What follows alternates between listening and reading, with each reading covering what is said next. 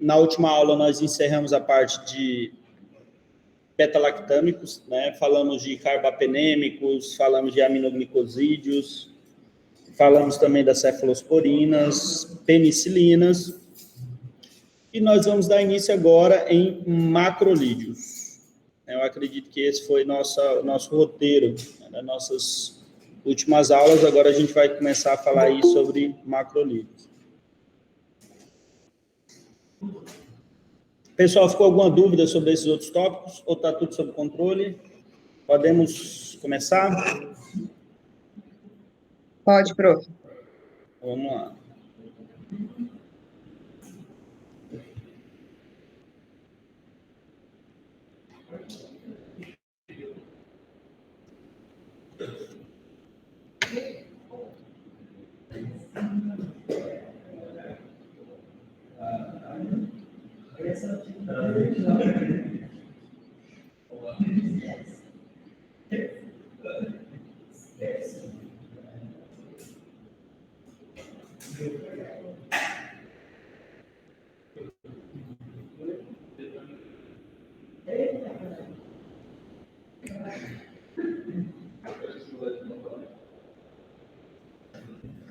Então, vamos começar a falar de macrolídeos.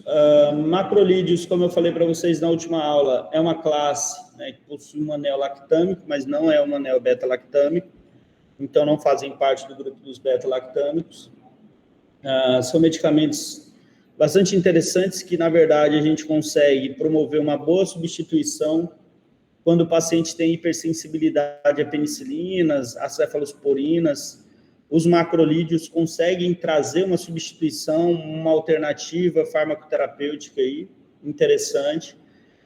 Eles também são antibióticos que não possuem efeitos colaterais tão graves. Os efeitos colaterais deles são efeitos colaterais mais brandos, né, aqueles mais comuns gástricos, né, o que mais ele traz de desconforto realmente para o paciente é um desconforto gástrico, né, principalmente em doses um pouco mais elevadas, tá? Como eu falei para vocês, eles têm um bom espectro de ação também, eles conseguem pegar bactérias gram-positiva e gram-negativa, eles conseguem alcançar uma concentração intracelular interessante. Isso faz deles uma boa alternativa para micro-organismos, né, intracelulares, principalmente aqueles que ficam no interior lá, né, dos polimorfos nucleares, como macrófagos e alguns outros polimorfos nucleares, e eles conseguem alcançar, né, uma boa concentração. Um exemplo, né, muito comum de micro-organismo que ele consegue ter um bom espectro é a Chlamydia trachomatis. Mas, além da clamídia, pega alguns outros micro-organismos, como o micoplasma, né, e alguns outros micro-organismos. Em relação ao mecanismo de ação, eles são fármacos que agem sob síntese proteica, certo? Então, o medicamento ele interfere sob síntese de proteína da bactéria. Então, isso que é importante. Então, assim, eles vão se ligar de forma reversível à porção 50S do ribossomo, né, e vai inibir a síntese proteica, certo? Então, esse é o mecanismo de ação do fármaco. Bom dia. Bom dia. Nós verificamos, quando a gente começou a falar de antibiótico, a primeira classe foi o aminoglicosídeos, eles também se ligavam ao ribossomo, mas numa porção mais próxima da subunidade 30S, né? Já os macrolídeos se ligam mais na subunidade 50S. Lembrando que os ribossomos, eles possuem essas duas subunidades principais aí, né, em relação, né, a essa organela citoplasmática tão importante para a parte de síntese proteica, ok? Se ligando a essa subunidade, obviamente, eles vão interferir no processo de formação de proteínas, enzimas importantes ali no processo de tradução. Lembrando que o RNA mensageiro, ele precisa ser traduzido ali em informação, né, no ribossomo. Se alguma substância está impedindo esse processo, você não vai conseguir sintetizar aquela proteína no qual estava sendo traduzido, ok? A sua ação pode ser tanto bactericida como bacteriostática, está muito relacionado esse efeito à dose que você vai usar, a cepa de micro-organismo que você está tratando, né, e o foco, né, dessa infecção, tá? Então, tem alguns pontos aí importantes a serem levados em consideração, ok? Então, aí só mostrando, né, os macrolídeos conseguem interferir diretamente no processo de transferência ali, de peptídeo, de formação de uma nova proteína, né? Então, eles conseguem se ligar à subunidade 50S e interferir ali na cadeia peptídea que está sendo transcrita, que está sendo alongada. Em relação a resistências, né? Todos estamos conversando até o momento, a gente sempre fala de resistência, que o grupo farmacológico tem uma ou outra forma de resistência, as bactérias conseguem desenvolver. Em relação aos macrolídeos também não é diferente, né? Existe já resistência a essa classe de medicamentos.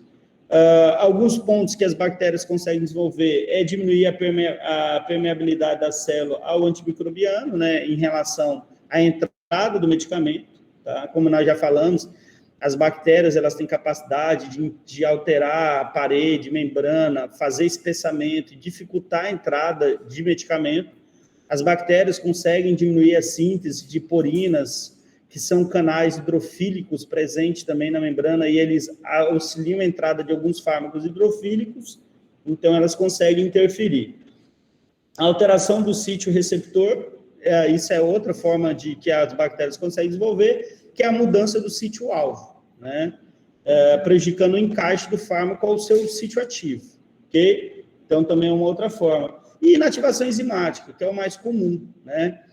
Você tá lá, ter um gene de resistência, ou no DNA plasmidial, ou mesmo no DNA cromossomal, esse gene codificar uma enzima, que essa enzima tem a capacidade de degradar o medicamento, também é uma forma de resistência. Sempre nós vamos estar falando, gente, naquelas formas de resistência que a gente conversou lá, quando a gente colocou os slides sobre resistência, que é bomba de efluxo, mudança conformacional no sítio de ligação, alteração da permeabilidade de entrada do fármaco, seja espessamento de parede, de membrana, ou seja mesmo diminuição da síntese de canais de porinas, tá?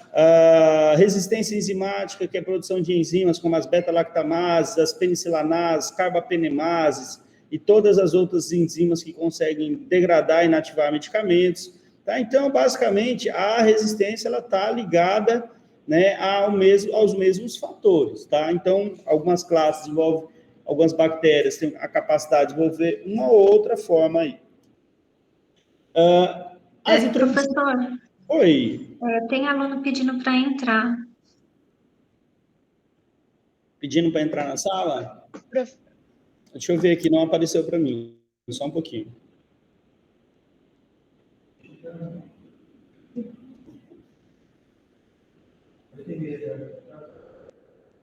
Professor? Senhora.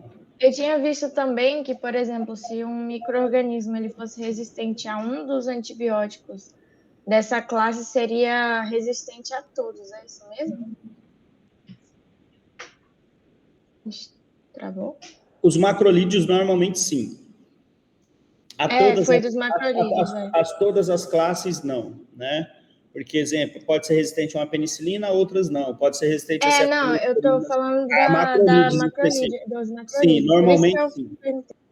Normalmente sim. Professor, então por que tem outros? Porque muda um pouco cinética.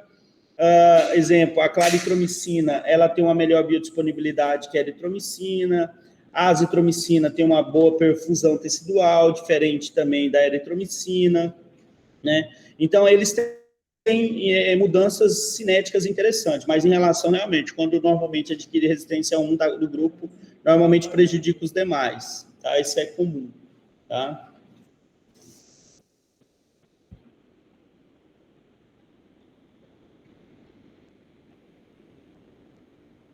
Então, vamos falar aqui um pouquinho sobre os dois principais macrolídeos que nós temos hoje. A eritromicina também é bastante importante, só que ela vem cada vez perdendo prescrição, né? Na verdade, hoje o macrolídeo mais prescrito é a azitromicina, sem comparação alguma, né? Ela ainda é um fármaco extremamente prescrito, muito utilizado.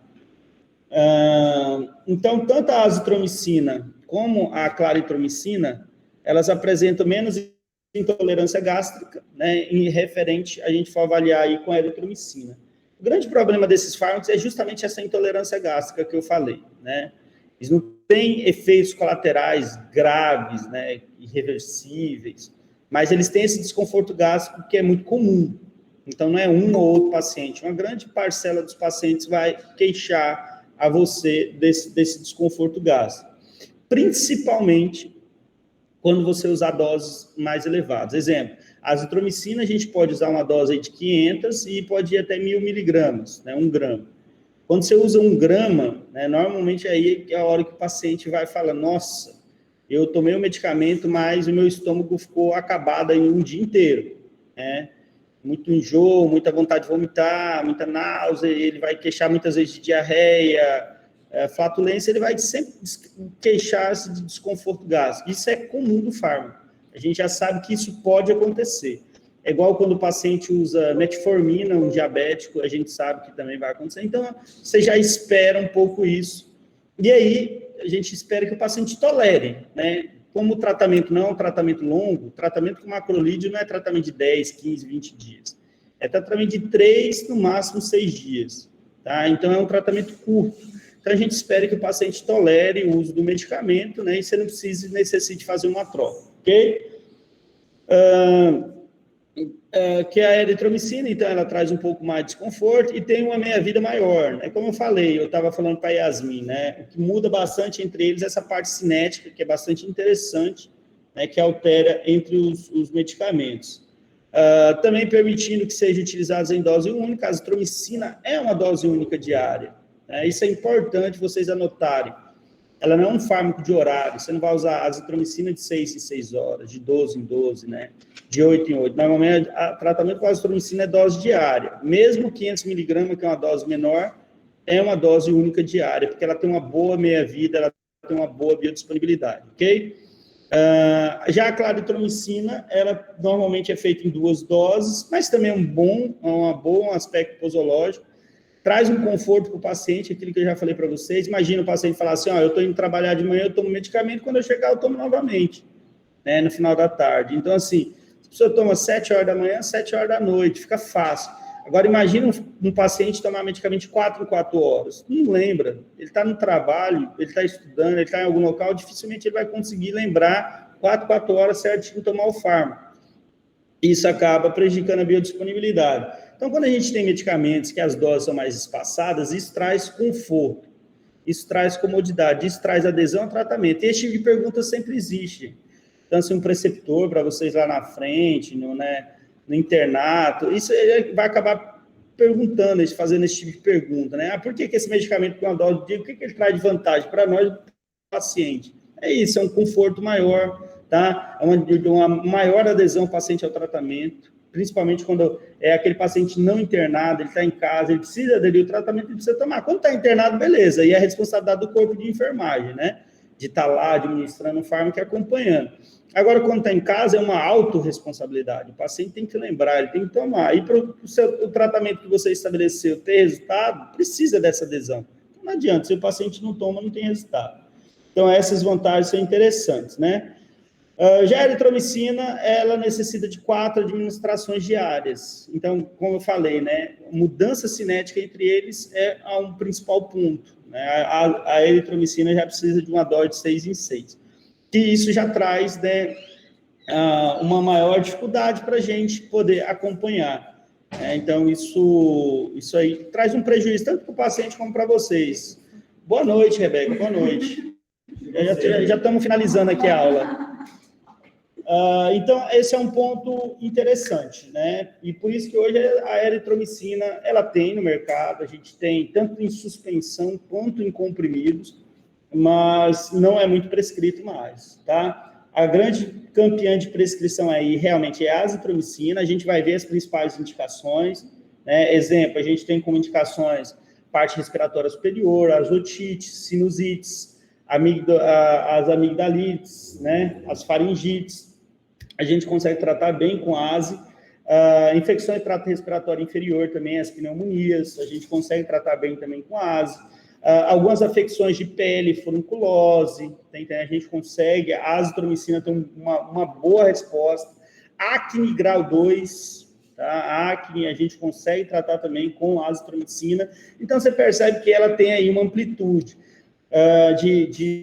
de ação, assim, bem interessante. Por quê? Porque ela consegue pegar tanto bactérias gram-positivo como gram-negativo. Então, ela tem um bom espectro de ação, né? Ela normalmente tem uma amplitude interessante. Já a claritromicina, ela é muito conhecida por tratar H. pylori.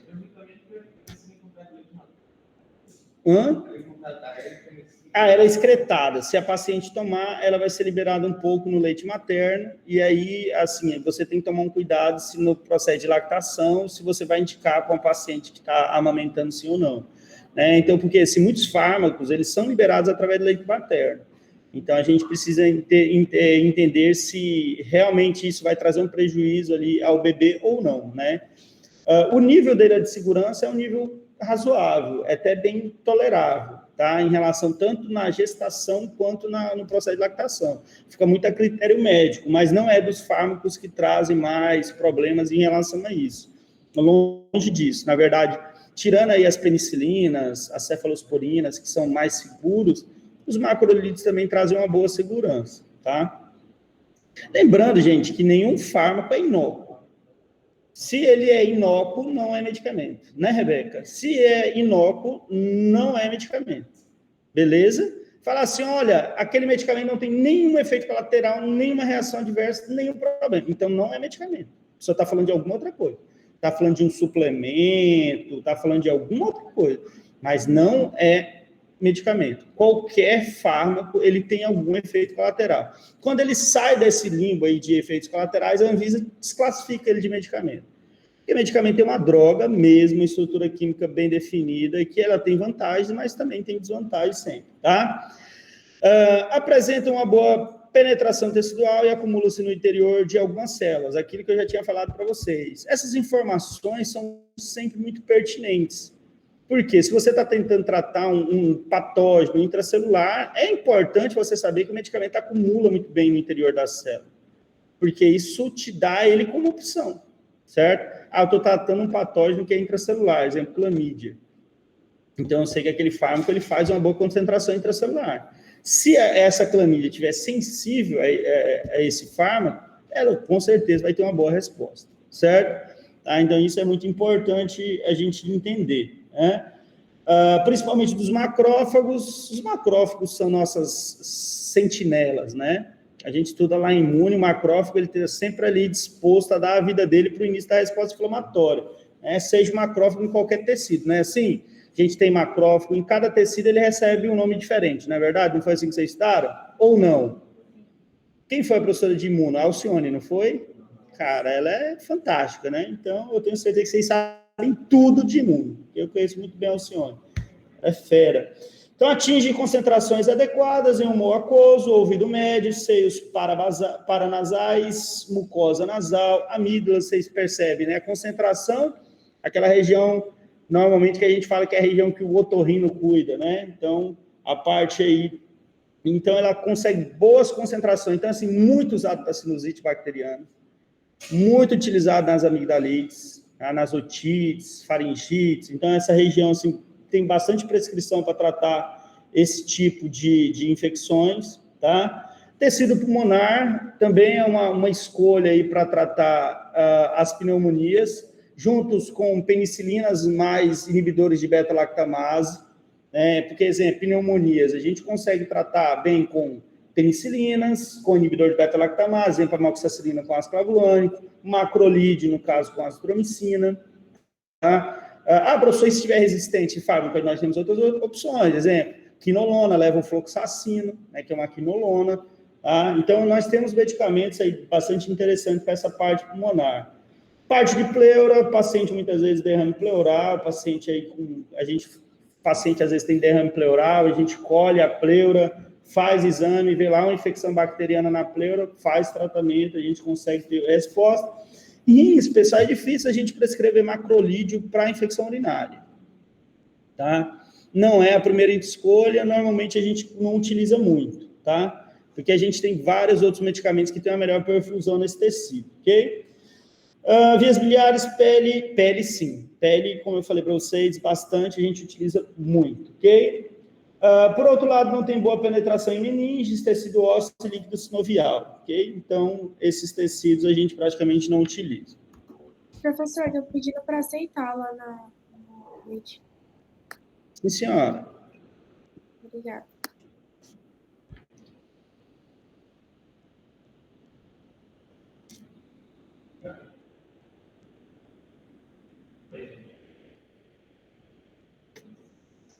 Boa noite para quem está chegando agora. Tá aparecendo hoje. Oi? Tá aparecendo hoje bem? Não. Agora sim.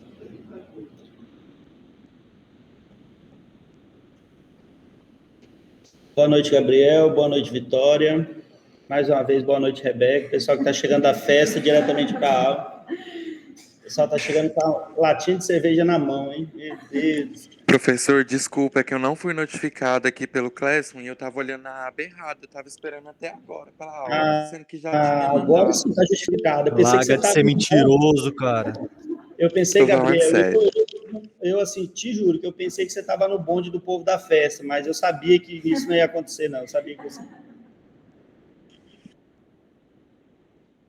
falei, será que o Gabriel foi contaminado pelo povo? Bem que eu tô precisando de uma festa, viu, professor? Mas não foi dessa vez.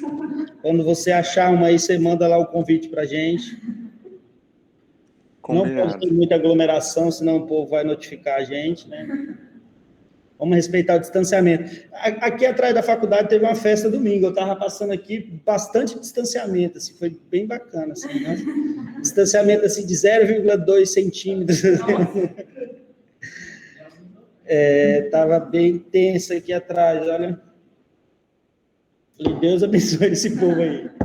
Vamos lá, gente. Então, a azitromicina, ela é eliminada primariamente por via hepática, né? E quando assim, mas como é que o medicamento é eliminado por via hepática? Porque ele precisa ser biotransformado para ser eliminado. Então, é algo muito estranho, né? Você falar assim, o medicamento é eliminado pelo fígado. Como assim? O fígado não depura, não. Ele prepara para a depuração. Então, quando a gente fala que ela é eliminada primariamente por via hepática, é porque ela precisa de um processo de biotransformação para um preparo de eliminação. Então, são fármacos que normalmente têm uma característica mais lipofílica e elas precisam do processo de biotransformação para ter uma característica mais hidrofílica, né? Lembrando sempre que o processo de biotransformação, ele faz isso, né? Tanto na fase 1 quanto na fase 2, normalmente formar compostos mais hidrofílicos, ok? Somente pequena quantidade é encontrada na urina, 75% é eliminada de forma inalterada, não são conhecidos metabólitos ativos da azitromicina, ok? Então, aí, em relação à parte cinética dela. Já a claritromicina é metabolizada no fígado por oxidação e hidrólise, né, que é aquela fase 1 do processo de biotransformação. Aproximadamente metade da dose administrada é excretada por via renal na forma inalterada ou no seu metabólito. É removido de forma eficiente, através de diálise ou hemodiálise, ok? Então, aí também, só parte de cinética, só para vocês entenderem como é feita a parte farmacocinética. E, por último, aí a eritromicina, que nós falamos um pouco menos, né, ela concentra-se no fígado e pode ser parcialmente inativada, né, também por processo de biotransformação de fase 1, é excretada na forma ativa pela bile, né, lembrando, quando ela é excretada normalmente pela bile na forma ativa, ela vai ter uma eliminação fecal grande, encontra-se altos níveis nas fezes, não é removida por diálise peritoneal ou hemodiálise, é encontrada no leite materno e atravessa a barreira transplacentária, porém não é teratogênica. Isso foi bacana, porque foi a pergunta do Gabriel. Gabriel fez essa pergunta, professor, como assim medicamento lá no leite materno? Nós temos vários fármacos, né, que eles são excretados pelo leite materno, só que a gente precisa entender se eles, né, eles vão trazer um problema grave para o bebê, né, por ter ele vai ter esse contato com o fármaco, ou se ele não vai ter um prejuízo, né, em relação à estrutura química desse medicamento, tá? E aí é normalmente uma avaliação médica. Então, se vocês pegarem a bula vai falar o quê? A critério médico. Então, é o critério do Gabriel. O Gabriel vai entender se realmente é interessante usar essa classe, ou se o Gabriel vai ter uma opção de um outro fármaco que pouco é liberado pelo leite materno. Mas se o Gabriel tiver só essa opção, ele pode avaliar o risco e prescrever, né? Porque um risco é baixo. Tanto mostra lá, exemplo, uma paciente gestante, ele não é teratogênico, ele não traz má formação fetal, não é um fármaco que vai ter esse tipo de problema, tá? Que é peculiar aos macrolídeos. Normalmente eles não trazem esse tipo de problema. Deixa eu só ver aqui uma outra imagem que eu queria mostrar para vocês. São as interações, isso. Em relação às interações, os macrolídeos, normalmente, eles têm interações com alguns anticonvulsivantes, né? O exemplo, a carbamazepina, tá? Eles podem interferir em relação... A carbamazepina é um grande vilão em relação a interações, como a fenitoína é um outro grande vilão, né? Esses são dois medicamentos aí, anticonvulsivantes, que elas interagem com muitos fármacos. E é a mesma coisa dos azóis, né, que a gente viu lá em relação aos antifúngicos. Eles acabam interferindo com muitos outros medicamentos, porque eles são fármacos que são metabolizados no citocromo P450, né? Então, causam bastante interações. E quando você tem um medicamento que ele interage com um fármaco de ação central, é interessante ter algum cuidado. Por quê? Você já está falando, é um fármaco que age a nível do sistema nervoso central. Se às vezes é uma droga sedativa, e se você está tendo uma interação com ela, você pode potencializar uma sedação, e isso gera um risco, né, que você pode causar uma parada cardiorrespiratória, ou você mesmo inibir um processo de sedação e prejudicar o paciente da mesma forma. Então, a gente sempre tem que tomar bastante cuidado. Como é um anticonvulsivante, do mesmo jeito. Se você diminui a biodisponibilidade, às vezes, de uma droga antiepilética, anticonvulsivante, você pode levar o paciente a uma crise epilética. Então, também você tem que tomar sempre bastante cuidado, ok? Beleza? Então, esses foram os macrolídeos que a gente viu. Nós vamos começar a falar agora de um novo grupo, que são as queridas quinolonas. Drogas também bastante utilizadas. Professor, tudo o senhor fala bastante utilizado, porque realmente são bastante utilizados. Se eu falar aqui para vocês, ciprofloxacina, já ouviram falar? Sim, professor. Já ouviu falar na famosa cipro. Então, ela é uma quinolona. Então, dentro das quinolonas, os principais fármacos do grupo hoje são ciprofloxacino, norfloxacino, né, e a levofloxacino. Nós temos alguns outros medicamentos, exemplo, o ácido naridílico, nós temos também o monoxfloxacino e o ofloxacino, tá? Mas que são fármacos menos utilizados, né? O moxfloxacino é mais utilizado na oftalmologia, né, para tratar alguns pacientes com conjuntivite por bactérias sensíveis, ok? Em relação ao seu mecanismo de ação, eles interferem diretamente em algumas enzimas que vão estar responsáveis pela estrutura helicoidal do nosso querido DNA. No nosso, não, né? Da bactéria. Né? Porque se fosse o nosso, nós estaríamos lascados, ok? Nós iríamos matar a bactéria e a gente ia dar um tiro na nossa cabeça também. Mas vão agir diretamente no DNA bacteriano, ok? As bactérias, como também as nossas células, nós temos enzimas específicas que ajudam naquele arranjo helicoidal do DNA. O arranjo helicoidal do DNA, ele é extremamente importante para o processo de replicação de fita, porque esse arranjo helicoidal ajuda muito quando a DNA polimerase ela vai fazer a replicação dessa fita, ok? Então, eles são medicamentos, né, que eles vão promover a inibição na enzima bacteriana, que é a topoisomerase 2, que é a girase do DNA, e também da topoisomerase 4. Para muitas bactérias gram-positivas, como o Staphylo aureus, a DNA topoisomerase 4 é a principal inibida pelas quinolonas. Já outras bactérias, exemplo, a Escherichia coli, o principal alvo das quinolonas é a DNA girase. Okay? E esses medicamentos, eles possuem uma ação bactericida, né, sobre esses perfis de bactérias sensíveis, tá? Então, o mecanismo de ação está totalmente ligado, né, em relação às enzimas que estão responsáveis pela estrutura helicoidal do DNA e interferir, então, em processo de replicação. Lembrando sempre que toda vez que eu preciso sintetizar uma enzima, uma proteína, uma substância que eu tenho informação do DNA, eu vou ter que replicar essa fita, formar um RNA mensageiro para codificar alguma coisa. Se eu não consigo fazer isso, então eu não formo nada. Eu não consigo fazer divisão celular, eu não consigo produzir enzimas, substâncias importantes no meu próprio processo metabólico, então automaticamente a bactéria, né, ela perde a capacidade aí de exercer as suas funções básicas, ok? E aqui, só mostrando um pouquinho, né, lá está a querida topoisomerase, né, ajustando ali em relação à fita, né, e ajudando no processo ali de replicação, né, e ela passa a ser inibida, tanto a topoisomerase 2 como a 4, então elas conseguem ser, dependendo do perfil do medicamento.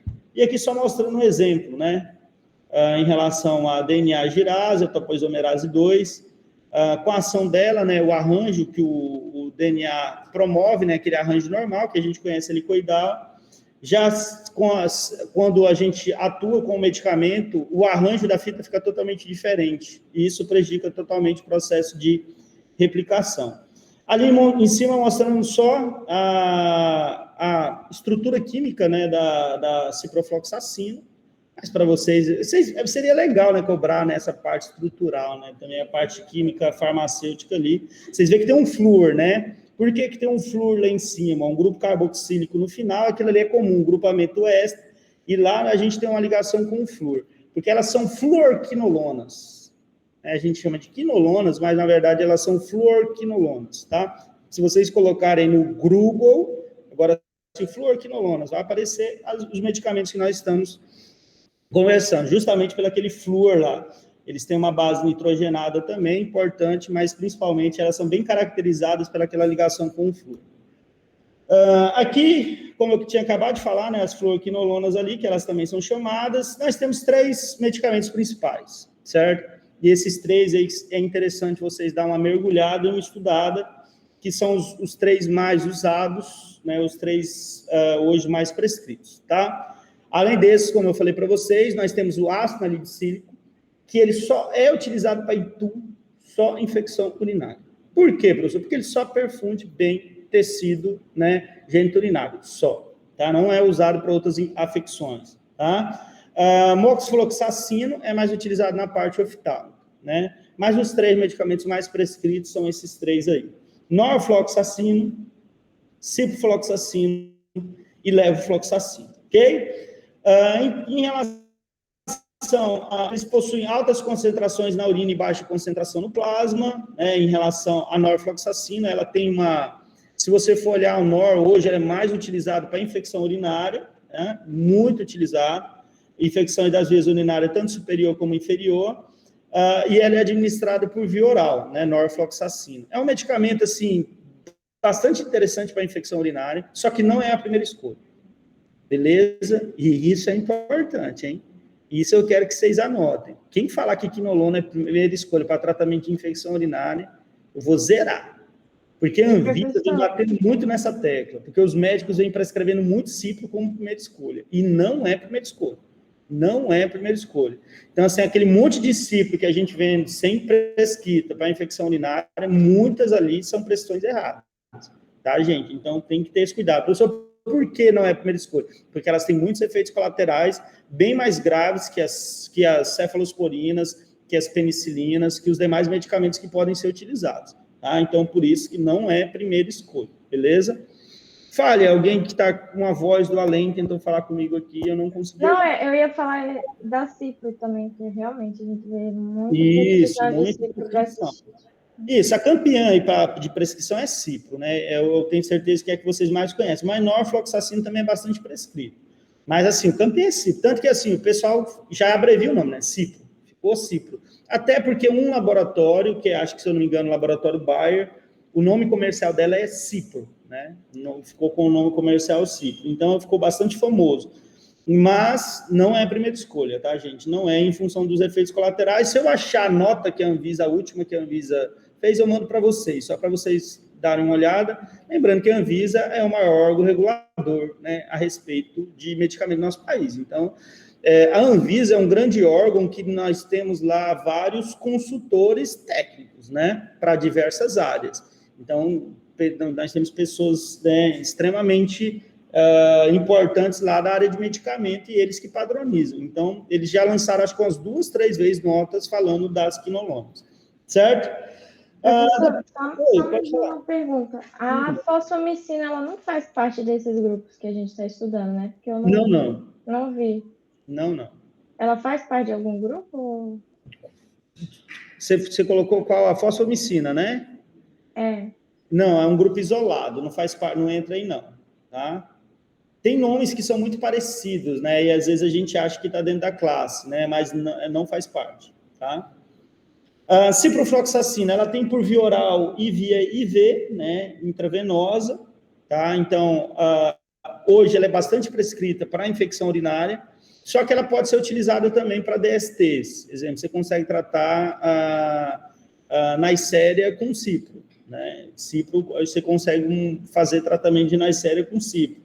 Existem algumas outras afecções também, muitas vezes, também gástricas, que você consegue ter uma resposta interessante com cipro, tá? Então, ela tem algumas outras indicações. E aqui, embaixo, a levofloxacino. A levo, ela, pela mudança estrutural que ela tem, né, uma característica um pouco mais lipofílica, ela consegue ter uma boa perfusão em tecido pulmonar. E aí ela passa a ser uma alternativa interessante na parte de trato respiratório inferior, né? Então, a gente consegue tratar algumas infecções respiratórias aí, principalmente mais trato respiratório inferior, superior nem tanto. Mas as famosas aí, pneumonias, bronquites, a gente consegue ter ela como uma opção. E ela é usada. Tá? A gente vê uma considerável razoável de prescrições de levo para tratar esse tipo de situação. Porque muitas vezes o médico já tentou um beta-lactâmico, não trouxe uma boa resposta, já é uma infecção refratária, e aí ela passa a ser uma alternativa interessante, ok? E aqui as indicações de um modo geral, né, as infecções das vias respiratórias, lembrando levo, não adianta você querer prescrever cipro, principalmente norfloxacino, você não vai ter ação nenhuma. Paciente com a pneumonia, você vai lá e prescreve norfloxacino, praticamente perfusão zero, não vai ter resposta alguma, tá? Também nós podemos tratar infecções de trato geniturinário, mas como eu falei, né, normalmente é mais utilizado nor e cipro, ou ácido cítrico, que eu não vejo mais prescrição. Eu até testava ele, porque ele é uma opção de um medicamento bem barato, mas não tem quase nem apresentação, a indústria farmacêutica quase nem produz mais, né? Então, às vezes perde um pouco a importância de a gente estar testando na microbiologia. Uretrites, pielonefrites, prostatites, olha lá, gonorreia, né? Ali, gonococo, ali, a Neisseria ali presente. Infecções osteoarticulares, osteomielite, artrite séptica, infecções gastrointestinais, né? É uma opção. Como eu falei, infecções gastrointestinais, cefalosporina é opção, penicilinas é opção, carbapenems pode ser uma opção. Agora nós estamos falando que macrolides também são opção, agora há pouco a gente tinha falado, agora quinolonas também, mas eu volto a relatar para você. Normalmente, para tratar as infecções gástricas, normalmente a gente utiliza mais sulfonamidas e dilipidimidinas, né? Então, a gente acaba tendo esses outros fármacos como uma segunda opção. Diarreia infecciosa, febre entérica, infecções sistêmicas graves, sepsis, bacteremias, infecções das vias biliares, pélvicas e otorrinolaringológicas, né? Então, essas são as principais indicações.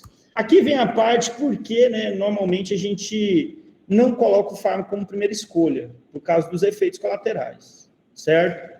Então, quando eu falo assim, olha, a gente tem que ter cuidado, ficar prescrevendo cifra para toda infecção urinária, por causa dos efeitos colaterais, que são maiores do que outros medicamentos que a gente tem como primeira escolha, né? Porque a gente sempre tem que pensar o quê? Que um fármaco é uma droga que traz efeitos benéficos e maléficos. Então, se eu tenho uma droga que traz menos efeitos colaterais e vai trazer um resultado satisfatório, eu vou usar ela, óbvio, né? É isso que eu tenho que pensar. Se eu coloco na cabeça que medicamentos, né, eles trazem só benefício, aí é onde eu vou estar, né, sempre errando, ok? O medicamento, ele precisa sempre ter essa visão, o médico precisa. Por isso que eu acho que o médico, ele deveria até, assim, na grade, estudar um pouquinho de produção de medicamentos. Não com o pensamento que ele vai produzir, né? Porque realmente ele não vai. Mas para ele entender os testes, como é feito, tudo que é feito muito bem calculado, justamente para, no final, ele entender que 99% dos medicamentos que são pesquisados, eles param na pesquisa, por causa de efeitos colaterais. Poucos passam. E mesmo aqueles que passam, olha isso aí, né? Então, para a gente ver que são drogas, e muitos, né, perdem realmente a função de a gente colocar na prática clínica, porque tem muito efeito colateral. E aí eu não vou, né, colocar em risco, e outros vivem numa corda bamba. A gente vê vários medicamentos quase saindo do mercado o tempo inteiro, discussão em sair do mercado. Verificamos lá os inibidores da ciclooxigenase 2, são fármacos que já foi discutido várias vezes, tirar eles do mercado. Nós temos a sibutramina para o tratamento aí da obesidade, é um medicamento que vive para sair do mercado. Foi uma discussão muito grande sobre as anfetaminas, derivados das anfetaminas, em relação também aos problemas que trazem. Então, assim, sempre muitos grupos de medicamentos sendo discutidos em função dos efeitos colaterais que eles trazem. A ranitidina está passando por um processo de reavaliação clínica dela, porque ela gera um composto que também é extremamente prejudicial, também a Anvisa fez o recall, tirou praticamente todos os lotes do mercado, e assim vai passando, né? Então, a gente precisa ter esse senso crítico, né? Eu acho que é o ponto mais importante, tá? Então, os efeitos colaterais, ocasionalmente pode produzir náuseas, diarreias, vômitos, dispepsia, isso é comum da maioria dos antibióticos, problemas gástricos. Então, isso aí é aceitável, né? E aí a gente tem que ver o quanto o paciente vai tolerar ou não, para você pensar em trocar o fármaco ou não. Alterações do sistema nervoso central, vertigem, cefaleia, cansaço, insônia, tremor, em raras ocasiões, sudorese, convulsões, estado de ansiedade, pode gerar reações de habilidade, né? Aquele paciente que tem... Isso aí não adianta, se o paciente tem sensibilidade, você tem que trocar, porque ele vai desenvolver hipersensibilidade, se ele tiver contato novamente, normalmente a hipersensibilidade, ela foi, né, mais ainda ativada e vai ser pior para ele, então não adianta, tem que usar outra classe. As reações anafilactóides, elas vêm em relação à hipersensibilidade, né, porque já é uma reação um pouco mais grave. E também o tratamento deverá ser suspenso imediatamente, né, nesse tipo de situação. Podem aparecer aumentos transitórios de enzimas hepáticas, né, TGO, TGP, GGT, FAO, né, todas as enzimas hepáticas podem alterar, porque ele causa uma leve hepatotoxicidade. E aqui, por último, o que nós chamamos de discrasias sanguíneas, né, que são distúrbios hematológicos, que alguns medicamentos causam. A gente precisa sempre levar em consideração, porque às vezes o paciente está internado, você adentra com aquele fármaco e começa a utilizar, e o hemograma ele vinha com um perfil, aí quando você olha, o hemograma começa a apresentar algumas alterações, que aquilo gera um ponto de interrogação. A clínica do paciente, a patologia de base dele não tem nada a ver com essas alterações hematológicas. E aí você começa a ficar assim, poxa, por que o cara está tendo uma queda abrupta de plaquetas do hematócrito e de leucócitos, se a clínica dele não sugere nada disso? E aí quando você vai olhar na literatura, quando você vai ver em relação aos medicamentos que você está usando, é o fármaco que acaba fazendo. Então, tem muito medicamento que causa discrasia sanguínea, tá? A gente chama isso de hematotoxicologia, né? São vários, sulfonamidas, alguns AINES, né, quinolonas, alguns fármacos anticonvulsivantes, barbitúricos, né, todos eles causam discrasias sanguíneas, ok? E aí um exemplo ali, eosinofilia, aumento de eosinófilos, trombocitose, né, aumento de plaquetas, leucocitose, aumento de leucócitos e anemia, né, ele pode gerar uma anemia, ok? Professor, é comum? Não, né, isso aí são situações mais raras, mas que podem acontecer. É a mesma coisa que eu falar assim, dipirona, síndrome de Stevens-Johnson, o paciente usa dipirona, é comum? Não, é mais raro, mas acontece. Eu já vi casos aqui em Porto Velho, né? Teve uma paciente que há uns 3 anos foi a óbito aqui no Semetron, com síndrome de Stevens-Johnson, porque ela usou uma dipirona, certo? Então, assim, já imagina, a pessoa usou dipirona, tomou um medicamento para dor de cabeça, foi parar na UTI e morreu, né? Com síndrome de Stevens-Johnson. E assim, tanto que muitos países não usam dipirona por essa razão, né? Por esse motivo, acaba não utilizando o medicamento, certo?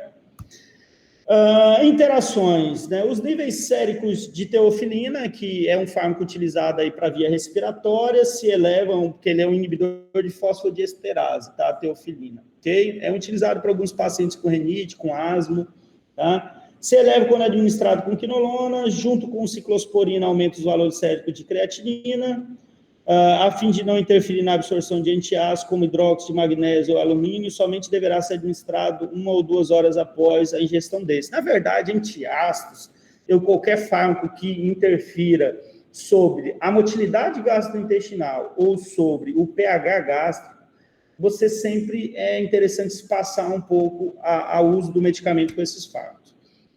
Porque se você utiliza, imagina, você está utilizando a via oral, um fármaco que vai acelerar o trânsito gástrico, e você utiliza o medicamento, vai acelerar o quê? Vai acelerar o trânsito também do medicamento que você está querendo que seja absorvido, você pode prejudicar a absorção, que retarda, da mesma forma. Você muda o pH, então você já muda o meio que aquele medicamento vai ser absorvido, que ele vai estar ali, e o ponto que ele vai ter aquele coeficiente de partição de absorção. Então, você vai mudar totalmente o pKa do medicamento na hora de ser absorvido, né, que a gente chama de constante dissociação ácido-base. Então, é muito importante você entender que aquilo que a gente falou lá em farmacocinética, né, motilidade gastrointestinal, né, a saúde desse ambiente, né, porque patologias vão interferir, pH vai interferir. Então, óbvio, quando você tem medicamentos, né, inibidores da bomba de prótons, antagonistas de receptor H2, os próprios antiácidos, eles vão acabar interferindo de alguma forma sobre o medicamento que você está administrando. Então, é sempre interessante se passar, né, em relação às doses. Deixa eu ver aqui, que tem alguém querendo entrar. Esse aí estava numa rave, meu Deus. Mas ela não já entrou? Já entrou, né? É.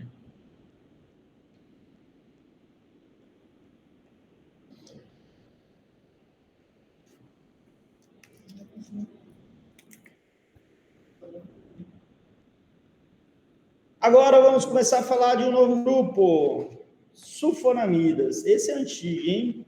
Esse aí nosso vô pegava, macerava e colocava em cima da ferida, não era assim? Ou vocês também fazem isso até hoje, gente?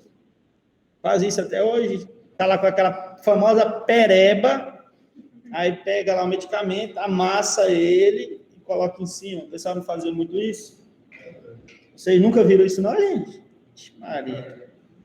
Rapaz, na drogaria você vê muito, senhor de idade, vendo, meu filho, me venda uma sulfa, comprimida, uma sulfa, me venda uma sulfa que eu vou pegar o comprimido, vou esmagar, ele fala, vou esmagar ele, vou colocar aqui na feridinha, faziam muito, tetraciclina da mesma forma, eles compram cápsula, abrem a cápsula, colocam o pozinho em cima do machucado, para agir. Funciona, gente? Só Deus sabe, né? Eu acho que Deus que cura eles, não é o medicamento, porque perde muito, né? A gente entender a cinética de como vai acontecer ali, né? Não tem nenhum estudo que fala isso, né? Então fica difícil. Ô, prof, alguma bem deve fazer sim, que não é possível. É muito confusão. A mão de Deus, é a mão de Deus. Deus é bom demais na nossa vida. A pessoa vai... É tanta fé que a pessoa tem que o negócio vai dar certo, que dá certo. E parece que o professor está falando besteira. Gente, a indústria, ela avalia muito o psicológico para entender se o medicamento. Ela tenta tirar esses aspectos para entender se realmente é o medicamento que está fazendo efeito. E não é a crença da pessoa pelo medicamento. Por isso que é feito estudo placebo, certo? Justamente para tirar essas variáveis, para tentar tirar isso. Tem paciente que já foi colocado. Se eu pegar assim, ó, um xarope, e falar assim, ó, xarope sabor morango. Beleza? Tem xaropezinho? Sabor morango. E quando eu pegar o xarope, ele colocar no copinho lá para ele tomar, e ele vê o xarope, olhou pro xarope, o xarope tiver com uma cor alaranjada, ele já não faz efeito para ele. Porque morango tem que ser cor de morango, gente, vermelhinho. Aí o Tarek cai na risada. É uma verdade, gente. Eu mostro 1000 artigos para vocês sobre isso. E mostro para vocês que na indústria a gente faz teste de característica organoléptica para avaliar isso. Se é morango, tem que ser vermelho. Se tá falando que é sabor laranja, tem que ser cor alaranjada e assim por diante. Na indústria é feito isso. Por quê? Já foi feito. As pessoas não... Tanto Viagra. O Viagra, a cor do Viagra é o quê, Tarek? Não sabe? Eu já tô também, né? O Viagra é com o quê, gente? Azul, não é assim que o pessoal fala? O azul? É sério, pessoal. Eu tô falando sério, coisa séria mesmo. Azulzinho, o paciente, quando mudaram uma vez, eles iam mudar a cor do Viagra, tanto que quando saiu o Cialis saiu amarelo. Os pacientes não queriam tomar. Os pacientes, porque falavam que não trazia resultado. Sendo que o Cialis, ele é mais potente, a cinética dele é bem melhor do que o Viagra. Estou falando para vocês, gente, porque vocês no consultório, vocês vão passar muito por isso. Paciente dois chegar assim, doutor, o senhor passava o medicamento para mim? A caixinha dele era azul e um medicamentozinho vinha numa cápsulazinha de cor branca e preta. Agora o senhor está passando, o cara lá da farmácia, aquele doido, está me vendendo uma caixa que é marrom e o medicamento agora é um comprimido. Aí quando você for pesquisar, você vai ver que a indústria mudou a formulação. Né? Ela mudou, mas o medicamento continua com os mesmos princípios, mas para aquele paciente não faz mais efeito. A glicose dele vai aumentar, não vai fazer mais efeito. Gente, é tudo psicológico. psicológico, mas é muito comum. Eu falo que eu atendi muito paciente de drogaria. Não vou levar esse medicamento, vou procurar meu médico de novo, porque eu não vou tomar isso aí, não. Porque não... Gente, isso é bastante comum, tá? Bastante comum, principalmente paciente idoso. O idoso, ele é muito resistente a mudanças. Ele não aceita mudanças. E para você conseguir até mesmo o médico convencer ele em relação a alguma mudança, é complicado, certo? Então, vamos lá. A sulfonamida... A indústria farmacêutica é meio fila da mãe nessa parte, de mudar a cor da caixa. Olha, eu juro para você por que eles fazem, às vezes, sabe? Eu também não entendo. Às vezes é desnecessário. Você é rosa, daqui a pouco tá verde. Aí fica complicado tu explicar pro vovô que é a mesma coisa, entendeu? Às vezes, assim, teve algumas mudanças que aconteceram, principalmente nas caixinhas do Teuto, da Pfizer. Depois teve umas que também aconteceram na Eurofarma, mas foi em função de aglutinar indústrias, né? Quando a Pfizer começou a comprar várias indústrias nacionais, aí elas trouxeram o portfólio delas, fez várias mudanças. Mas, assim, quando é do própria indústria e ela muda, sendo que não teve nada desses problemas, eu acho também, assim, meio... não tem muito porquê, né? Eu também não consigo compreender. Mas ela vem e muda. Normalmente ela lança as notas, mas as pessoas não ficam sabendo. Porque muitas vezes eles fazem pequenos avisos, né? Primeiro, eles têm que comunicar a Anvisa, né, a mudança que é feita, e às vezes eles disparam isso para os conselhos de farmácia, para os conselhos de medicina, só para avisar mesmo. Mas assim, se a população acaba, não fica sabendo, ok? Então vamos lá, gente. Sulfonamidas. As sulfonamidas também são medicamentos bastante antigos, né, como a gente estava conversando aqui, mas são fármacos ainda utilizados, né? Tem algumas indicações ainda bastante interessantes para sulfonamidas, principalmente as enterocolites, né, a salmonelose, shigellose, infecção também de trato urinário, a gente consegue tratar bem com principalmente sulfametazol, tá? Então, são medicamentos aí interessantes na prática clínica, ok? Professor, como é que é o mecanismo de ação dessa droga, né? As sulfonamidas agem sobre o PABA, certo? Né, aquela substância bonitinha que está ali, que é o ácido para-aminobenzoico, ok? Então, elas conseguem interferir, né, em relação ao PABA, né, porque o PABA ele é um substrato aí para síntese, né, de ácido fólico e ácido folínico, ok? O ácido fólico ele é um componente super importante, né, para o processo aí de replicação, né, da célula bacteriana, porque o ácido fólico está relacionado com o DNA bacteriano, né? Quando a gente tem a diminuição da síntese de ácido fólico, você vai ter problemas em processo de replicação celular na bactéria. Lembrando que a célula bacteriana, que é uma célula procarionte, ela sintetiza o ácido fólico dela. Nós, que temos uma célula eucarionte, nós recebemos isso da ingesta alimentar já pronto. Então, você come algo que lá tem ácido fólico, certo? Então, o ácido fólico para nós é a vitamina B9, é uma vitamina hidrossolúvel, extremamente importante para a gente também, que faz parte também de vários processos relacionados também à formação de muitas células, exemplo, a própria hemácia, né, para a gente formar eritrócitos, né, a gente precisa de ácido fólico, né, no processo também de formação embrionária, o ácido fólico é um componente extremamente importante, formação do tubo neural, então, para nós, o ácido fólico também é muito importante. Mas nós recebemos isso da ingesta alimentar, né? Eles não, as bactériazinhas, elas sintetizam, ok? Então, elas conseguem sintetizar, tá? Aqui na imagem, a gente consegue ver bonitinho, ó, o PABA, né, o ácido para-aminobenzoico, como substrato, né, onde nós temos ali uma sintetase, que ela vai catalisar uma reação e vai formar o ácido fólico. E as sulfonamidas conseguem inibir, né, esse processo, certo? E aí, inibindo esse processo, a gente vai suprimir, né, a síntese de ácido fólico.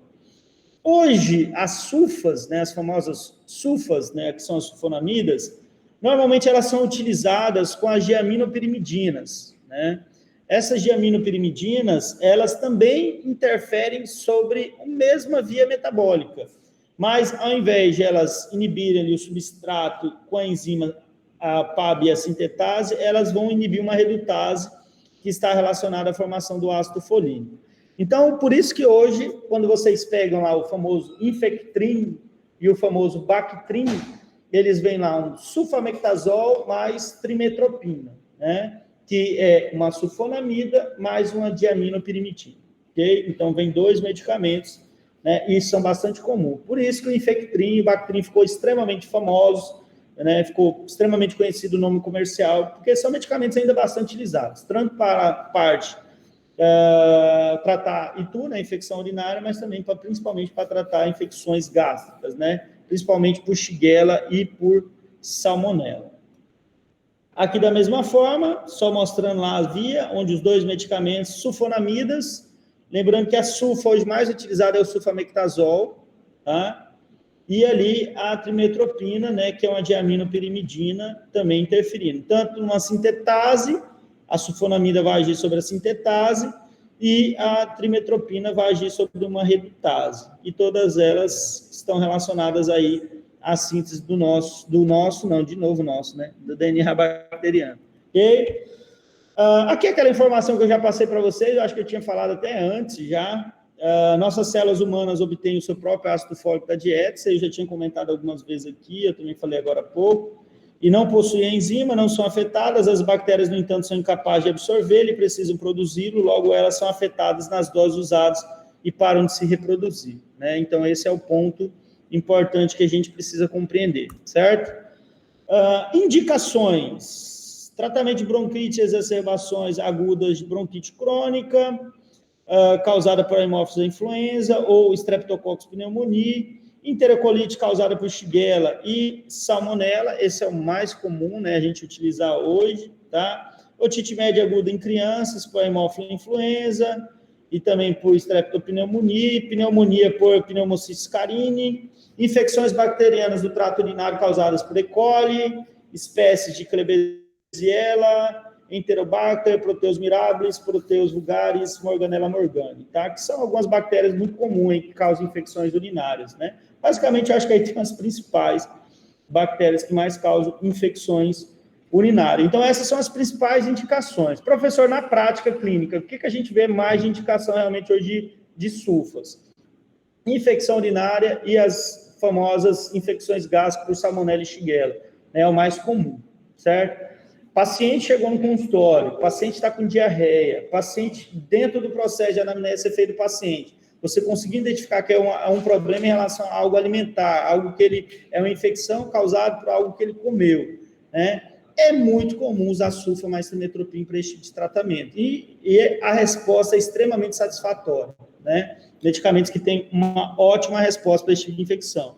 Infecção urinária é uma opção, né? É uma opção, né? Hoje não é tanta a primeira escolha, mas é uma opção. A gente normalmente coloca dentro do antibiograma, né, para testar, porque se ela tiver uma opção sensível, é um medicamento que pode ser utilizado, tá? Efeitos colaterais são de incidência mais frequente: fotossensibilidade, erupção cutânea e prurido, tá? São os efeitos colaterais mais comuns. Raramente, dor articular, cansaço, né? Às vezes o paciente acaba apresentando hemorragias, hematomas não habituais. Os seguintes sinais e sintomas deverão também ter atenção médica, caso persista cefaleia, tontura, diarreia, anorexia, náusea e vômito, né? Náusea, vômito, né? Esse tipo de situação em relação ao antibiótico, eu já falei para vocês que é comum, né?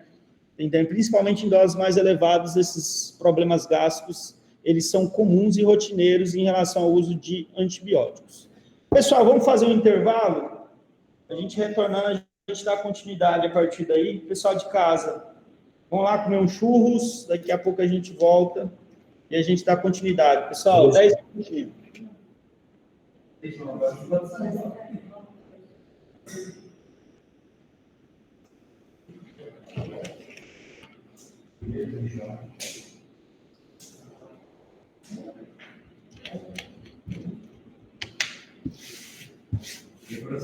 Foi. Efeitos colaterais dos fármacos que não passam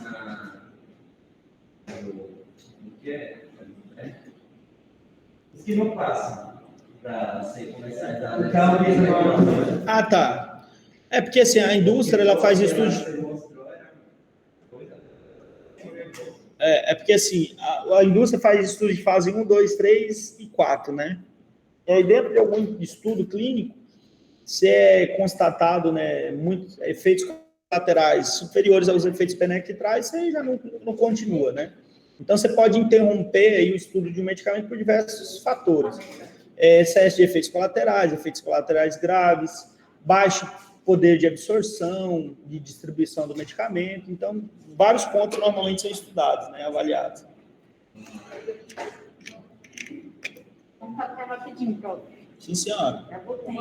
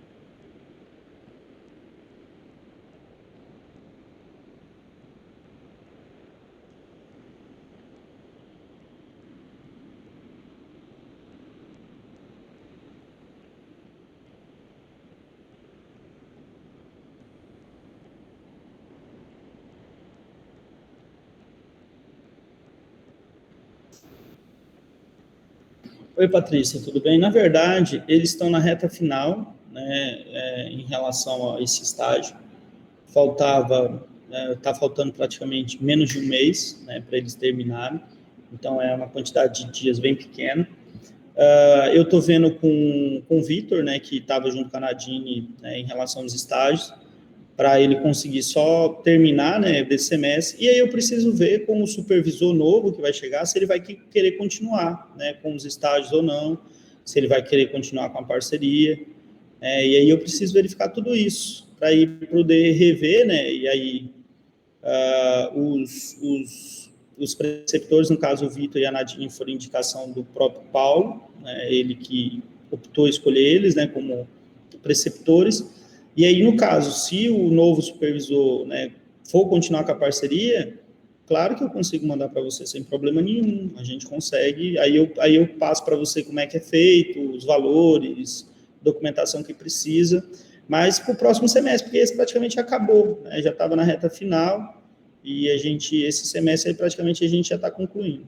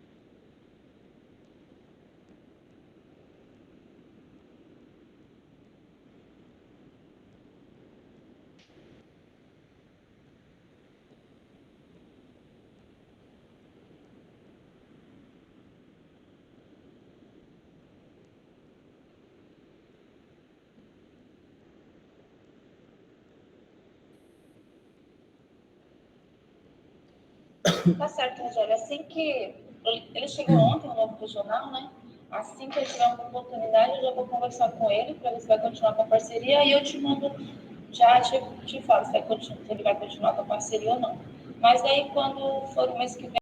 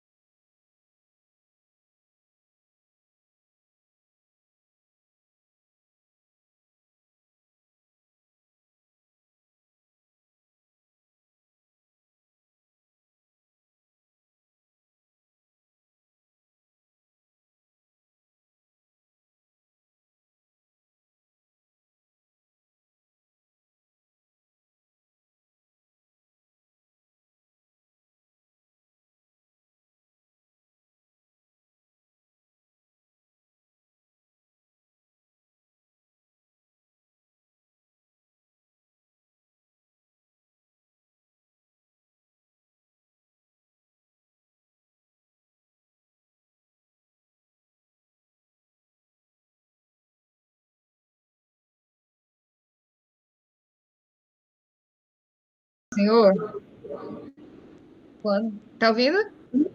Tô ouvindo. Quando você terminar todas as classes, será que tem como fazer com a gente, tipo assim, porque muitas têm indicações parecidas, né? Só que aí tem as armas de primeira escolha e os outros não são. Será que tem como ver com a gente, por exemplo, infecção urinária? A gente vai usar primeiro as penicilinas e depois cefalosporinas e assim vai? Tipo, uma sequência que a gente seguiria? Eu sei que cada um tem suas indicações, mas como é que a gente deveria pensar, raciocinar? A Posso, infecção respiratória e tudo mais? posso. Posso sim, sem Beleza. problema.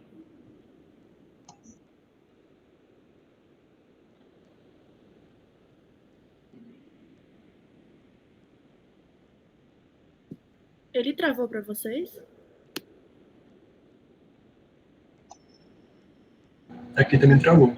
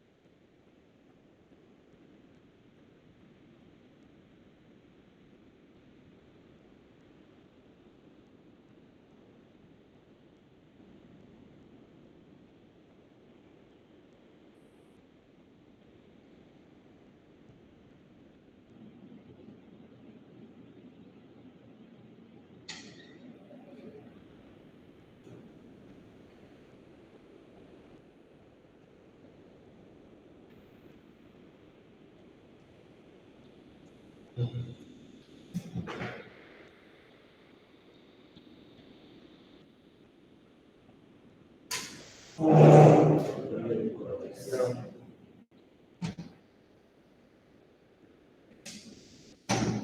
voltar a ser for.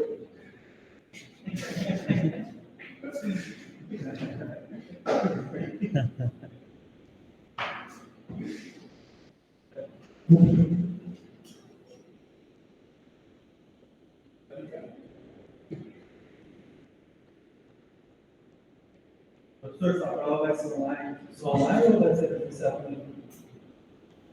A prova acho que ninguém pediu, acho que online não. Ou presencial não. Acho que é. Só online. Acho que o pessoal. Acho que tudo online.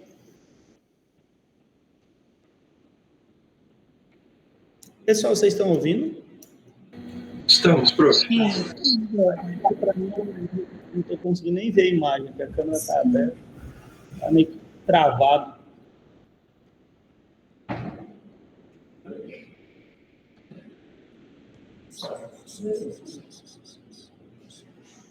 Prof, então não vai ter aplicação presencial da prova? Assim, na verdade, essa é uma lista, eu nem dei uma olhada ainda na lista certinho, mas eu não vi muitos alunos, não. Assim, medicina parece que foi o curso até que teve mais pedidos de alunos para a prova presencial. Mas eu não vi se da turma, se teve alguém que pediu, mas se alguém pediu, eu acho que vai ter. Vai ter. A regra da correção lá. Pois é, isso eu tenho que ver com o pessoal da coordenação certinho.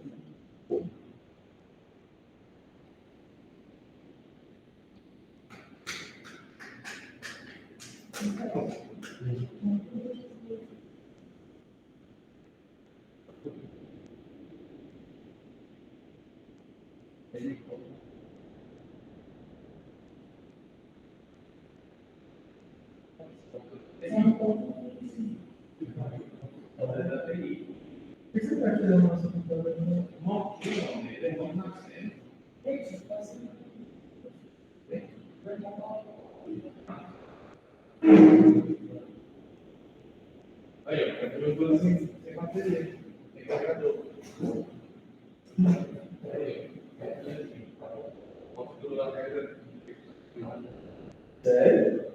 A regra chegou para lá. Cara, isso, velho, colocar sempre no.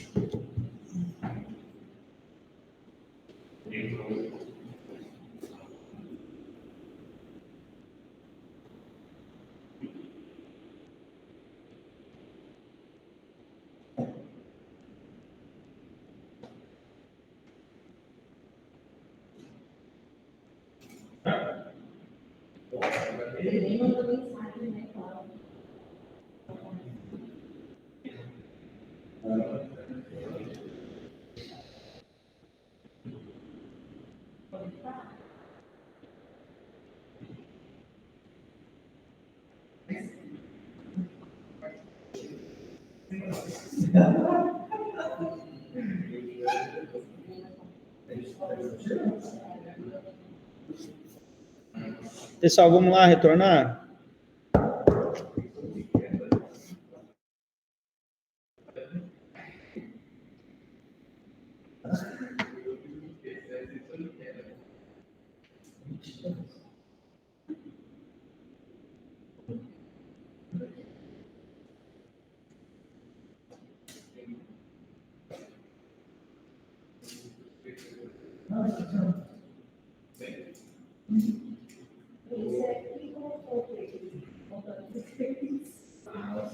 Não, pior, foi a casa que quando você vira de posição, vai todo lado. Eu errei a questão. Não, essa para mim foi eu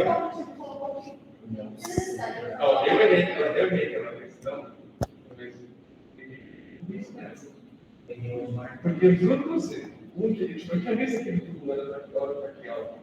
Só que um dia antes, eu tinha visto um caso, eu acho que foi até ele. Não, foi. Eu fiz uma aula anterior, sim. Quando você dá aula anterior, eu o cara não tinha como. Tinha feito uma.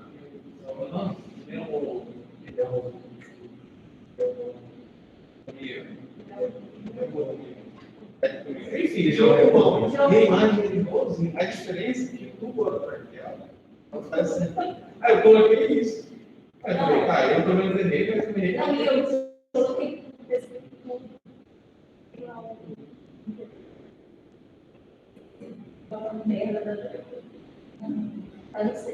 aí no caso do ficava a mesma coisa, tipo, ele ficava todo o intestino do lado do intestino. Quer dizer, eles falam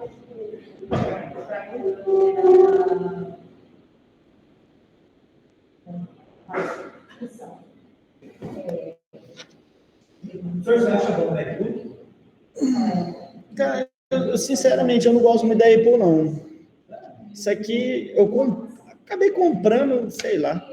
Mas eu não uso nada da Apple. Meu celular é Samsung, eu não sou fã da Apple, não. Agora, se ele é bom, que realmente, assim, o processador é bom, né? O computador, ele tem algumas coisas que é interessante, mas, para mim, eu prefiro mais tudo que é Android mesmo.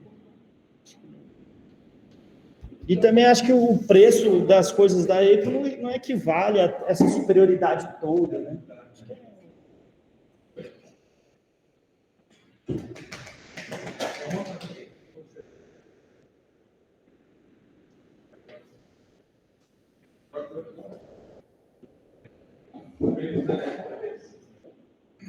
Quando lançam você cortar o teu pagadinho.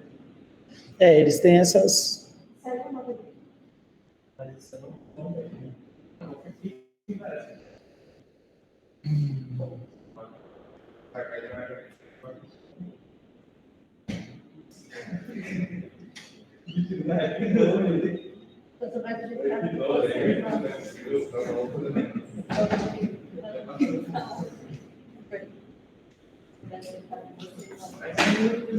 O homem abusa.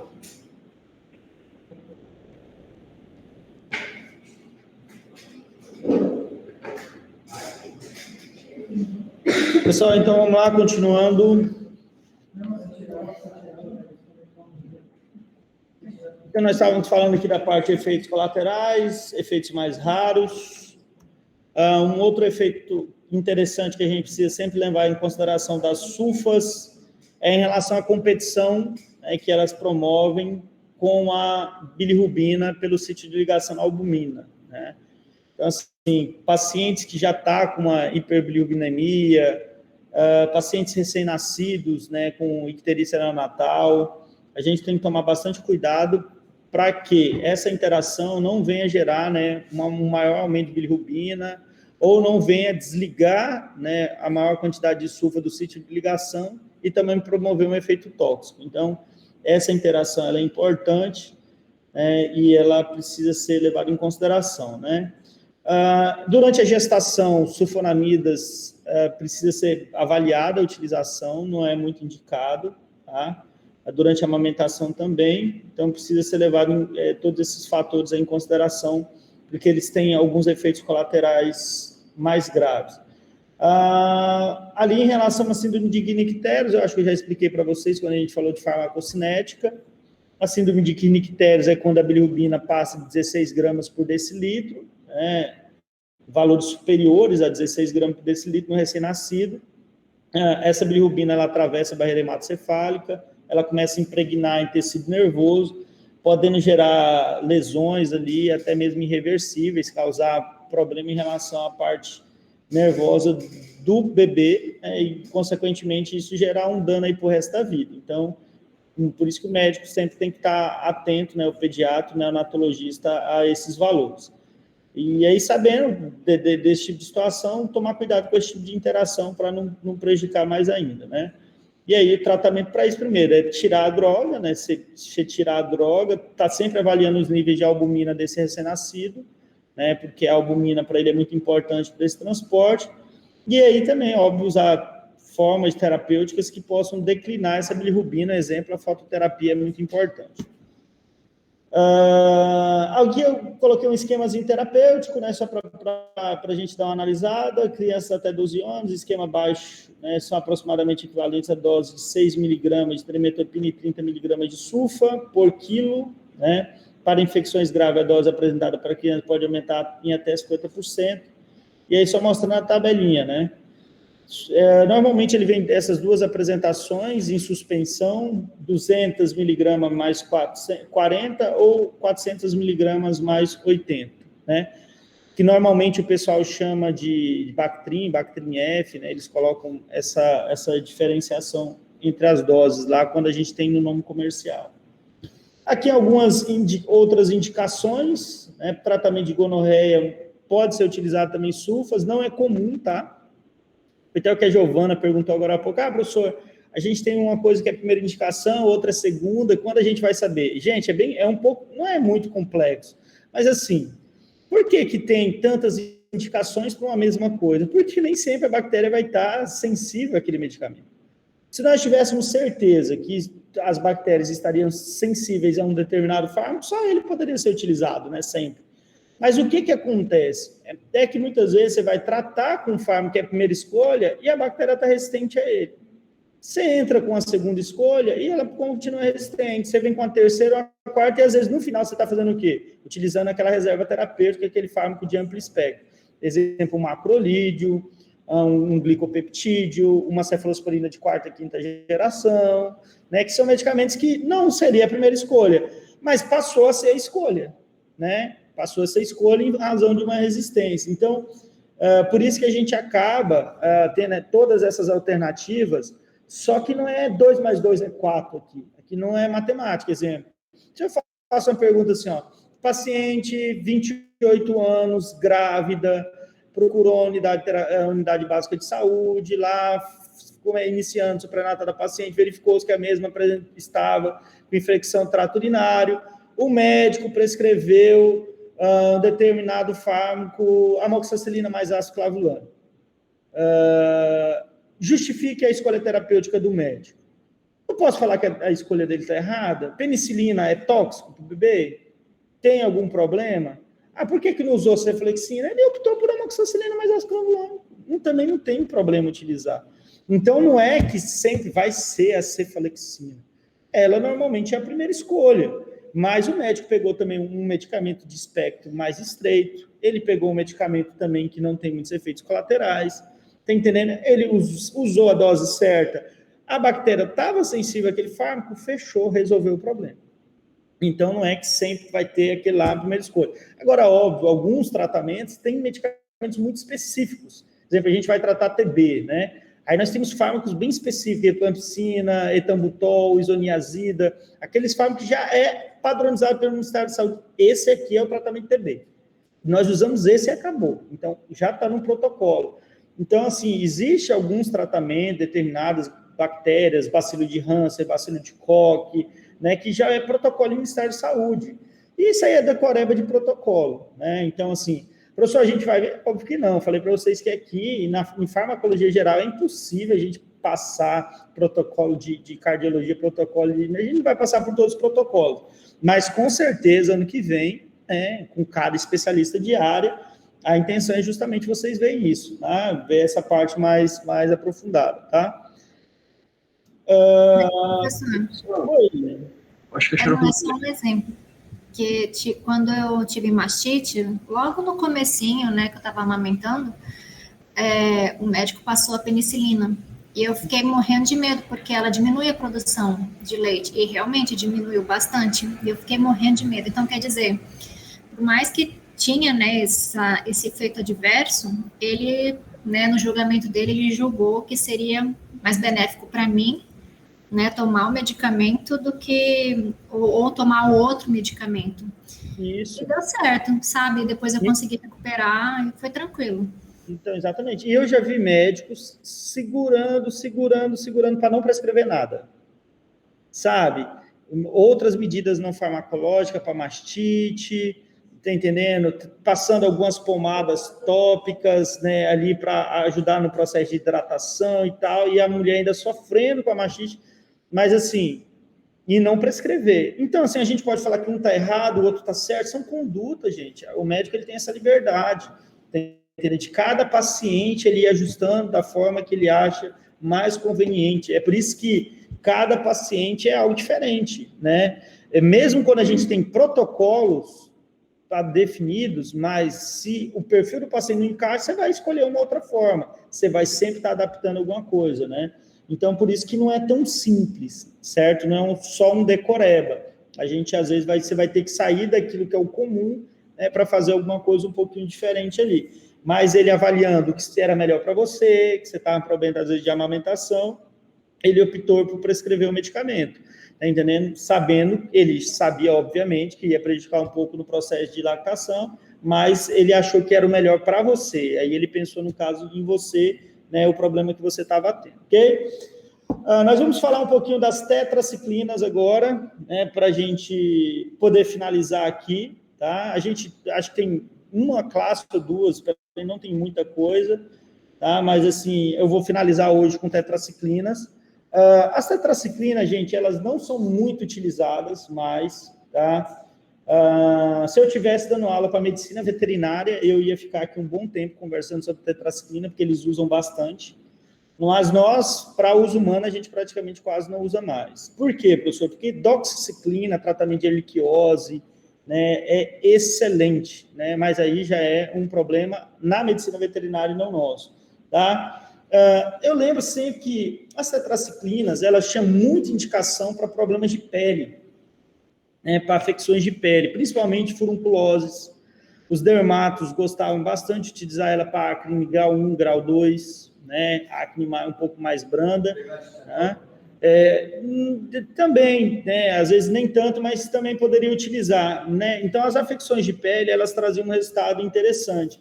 Hoje, normalmente, eu não vejo muito mais prescrição, tá? Eu não vejo uma grande... A doxiciclina, que ficou muito na medicina veterinária, se você for em qualquer casa que vende produto veterinário, lá vai ter milhões de caixas de doxiciclina, porque se o médico veterinário prescreve muito ela para tratamento, principalmente de erlíquia, né?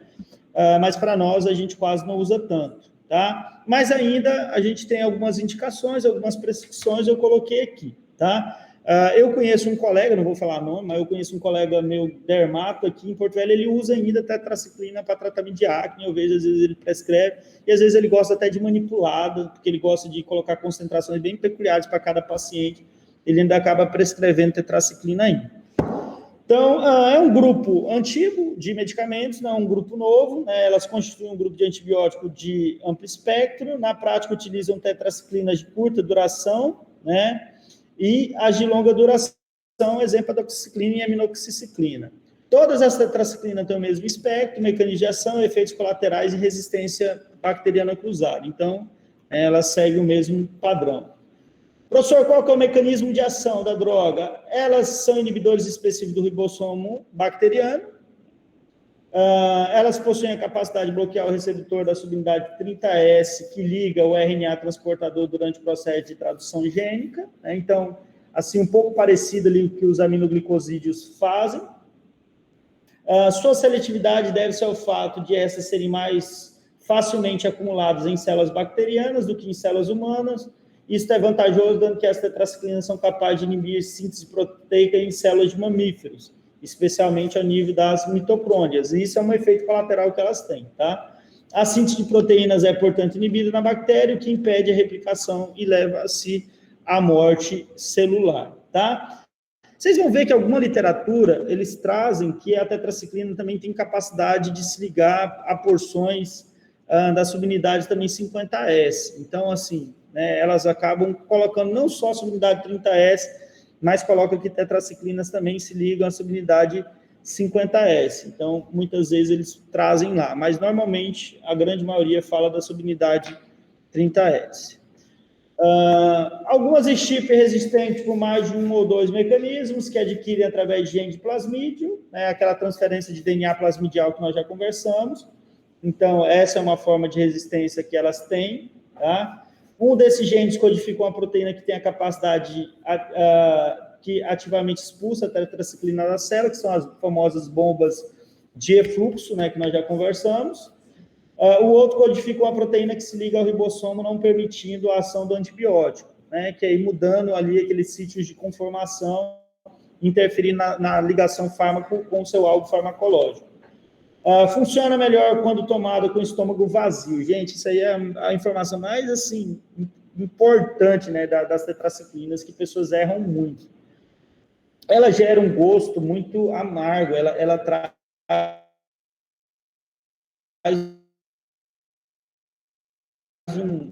a tetraciclina, quando a pessoa toma, ela fica com um gosto depois, parece na boca, parece que o medicamento, ele tá ali. E tem muitas pessoas que, quando vai tomar, gostam de pegar o leite e tomar junto com o leite.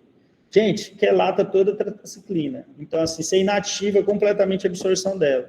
Isso é um problema. É a mesma coisa as pessoas, quando pegam um sulfato ferroso, e aí tomam em suspensão, xarope, mesmo com a indústria mascarando um pouco o sabor, ferro, fica um gosto ainda na boca. A pessoa gosta também de tomar com leite, porque o leite acaba mascarando, né?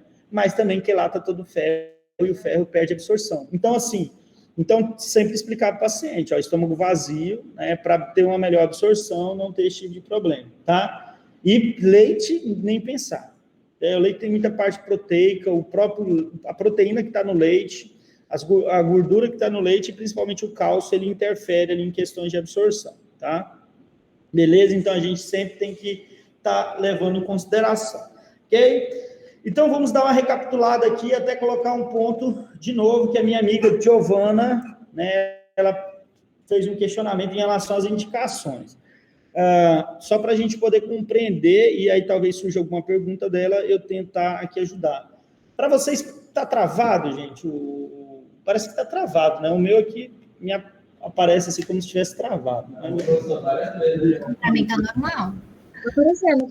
Parece que eu coloquei uma foto minha, né? E aí eu fui tomar um chopp A sua imagem está errada, mas o áudio está normal. Mas vocês percebem que eu estou falando, tirando as dúvidas, então não é a gravação, pessoal. Eu estou aqui, tá? Mas enquanto estava no slide, estava normal, agora que travou de novo. Pois é. A plataforma não gosta muito de mim, está me travando. Mas ficou uma foto até legal, tá legal ali. Então, vamos lá, gente. Então, a Giovana fez a seguinte pergunta. Professor, quando eu vou entender, assim, a parte de primeiro, segundo escopo, porque muitos, né? Exemplo, se eu pego, assim, infecção urinária, posso usar penicilina, posso usar macrolídeo, posso usar cefalosporina, posso usar quinolona, posso usar sulfas. Como é que eu vou fazer a escolha? Gente, primeira coisa, você sempre tem que pensar um medicamento de menor espectro, né?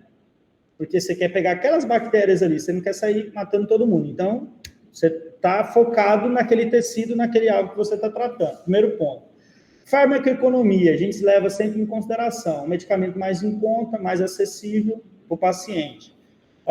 Um medicamento que ele tenha uma forma de apresentação adequada para o paciente, traga um conforto à tomada e traga uma boa adesão. É um outro ponto que a gente leva sempre em consideração, né, para o nosso paciente. E outra situação que é o principal de tudo, se a bactéria é suscetível. Se a bactéria é sensível àquele medicamento. Né? Por isso que aí entra o antibiograma, que é algo muito importante, mas nem sempre você vai ter essa ferramenta em mãos, nem sempre você vai utilizar. E nem sempre também você vai optar por utilizar, porque não é obrigação, não é uma arma na cabeça da Rebeca, você toda vez tem que pedir o antibiograma. É uma decisão médica, é uma decisão sua. Mas tudo indica que quando você tem a oportunidade, principalmente em infecção urinária, prescrever uma cultura antibiograma, é ideal, porque vai facilitar você acertar a melhor conduta para o paciente. Isso é muito importante. Então, assim, exemplo, quando eu pego penicilinas, exemplo, cadê? Deixa eu ver, não sei se ela ainda está aqui presente, a Giovana. Aí eu pego a penicilina, Giovana, e aí eu comparo ela com as quinolonas, em relação a efeitos colaterais, reações adversas e farmacoeconomia. Eu percebo que as penicilinas, elas têm menos efeitos colaterais, tá? As penicilinas têm um baixo custo em relação a elas, e a penicilina tem um espectro mais estreito em relação a elas. Então, eu vejo que eu tenho 3 vantagens já de cara. Então, é óbvio que eu vou optar para prescrever penicilina, mesmo sabendo, né, que as quinolonas também é uma indicação, que eu posso, em algum momento, utilizar. Por isso que eu trago um antibiograma, certo? Por isso que a gente tem um antibiograma. Nossa, eu queria tanto uma foto de um. Deixa eu ver se eu abro uma aqui para mostrar para vocês, porque lá são opções, né, que eu tenho. Deixa eu só ver aqui se eu acho uma aqui. Nome das minhas aulas. Deixa eu achar uma aqui no... Vamos ver aqui no famoso Google.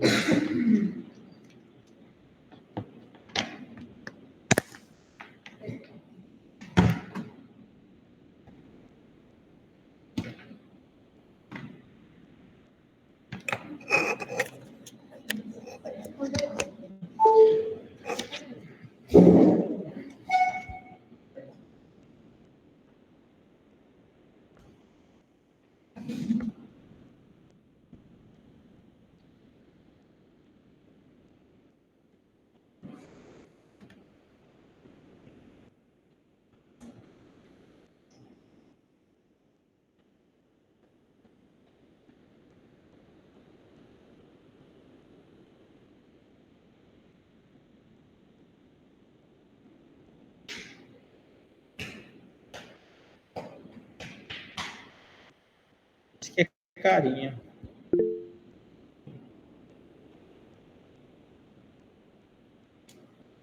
Vocês estão conseguindo ver, pessoal de casa? O povão de casa aí? Sim. Ó, tá vendo? Aqui eu peguei um antibiogramazinho aqui para a gente verificar, assim, só. Ó, eu tenho vários medicamentos, né? Quando eu testo esses medicamentos, eu falo assim, ó, você pode utilizar esses medicamentos, mas aí você vai ter que optar aquele que você acha mais farmacoeconômico, aquele que vai ter a melhor via, melhor conforto para o paciente tomar, aquele que tem menor espectro. A opção fica para o médico sempre. Eu te dou várias opções. O que eu faço quando eu libero laudo, às vezes, de antibiograma, eu não libero antibiótico de amplo espectro quando tem antibiótico de espectro mais estreito, eu nem libero o resultado do médico. Eu nem dou essa opção para ele. Para ele nem pensar naquele medicamento. Por exemplo, se eu testei os carbapenêmicos, aí eu vi uma penicilina sensível, já tiro os carbapenêmicos, nem entrego o resultado deles. Né? Porque se tem uma penicilina lá, por que eu vou? Né? Eu já suprimo. Eu vou lá e retiro aquilo ali. Mas quem está analisando o exame pode liberar tudo. Né? Você tem a opção, mas não quer dizer que você vai usar aquele lá. Por exemplo, a gente tem aqui, ó, benzilpenicilina. A gente viu que era uma penicilina natural, né? Então, lá tem o MIC, né, que é a concentração mínima inibitória, né, maior ou igual a 0,5. E aqui a interpretação do resultado, ó, resistente, não posso usar, certo?